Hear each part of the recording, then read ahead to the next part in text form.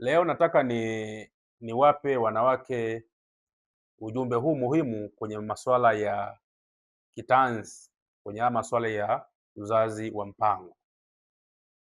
Ndugu mwanamke, kwenye kitanzi kuna vya aina mbili. Kuna kitanzi cha kopa kama hiki hapa, unaweza kuona kinafanana hivi, kitanzi cha kopa, na kuna kitanzi kingine ambacho si cha kopa, kinakuwa na homoni, kinakuwa na vichocheo. Kitanzi cha kopa ni cha miaka 10. Hivi vingine huwa ni miaka 5.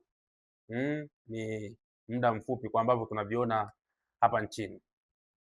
Sasa kwenye kutumia hivi vitanzi, aliyetumia kitanzi cha kopa cha namna hii anakuwa hapati bugudha yoyote, hapati mabadiliko yoyote. Lakini waliotumia kitanzi kile kingine, vile vyenye vichocheo, ndio wanapata sasa haya madhara haya. Periodi zinabadilika, hamu inapungua, ananenepa bila sababu, anakonda bila sababu, ngozi inafubaa, inabadilika, mwanamke anakuwa mweusi zaidi, yani anakuwa hayuko sawa. Na wengine mpaka kuja kupata kansa kama ambavyo tumeona kwenye machapisho ya vyombo mbalimbali vya habari. Sasa wanawake wanachanganya, wanajua ni vitanzi vyote. Ni kitanzi kile chenye homoni ndicho kinacholeta madhara kama hayo. Kitanzi kama hiki, kitanzi cha kopa, huwa hakina mambo kama hayo.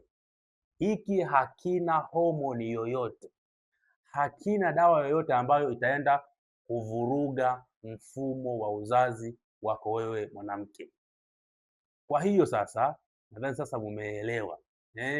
Kama ni kupanga uzazi, tumia kitanzi cha kopa cha miaka 10, na kikiwekwa vizuri utaenjoy, hutajutia kabisa kutumia hii njia.